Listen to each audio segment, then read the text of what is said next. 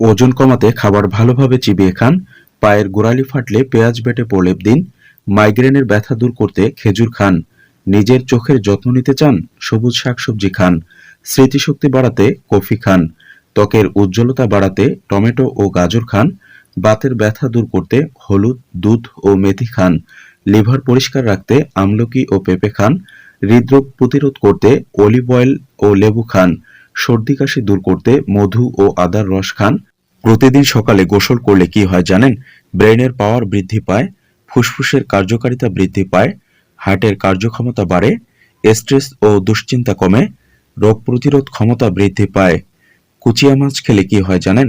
রক্ত স্বল্পতা দূর হয়, ব্যথানাশক হিসেবে কাজ করে, হজম শক্তি বৃদ্ধি করে, কখনো বসন্ত রোগ হবে না, শ্বাসকষ্ট দূর করে, উচ্চ রক্তচাপ কমায়, পাইলস রোগের মহা ঔষধ। যেসব খাবার একসাথে খাওয়া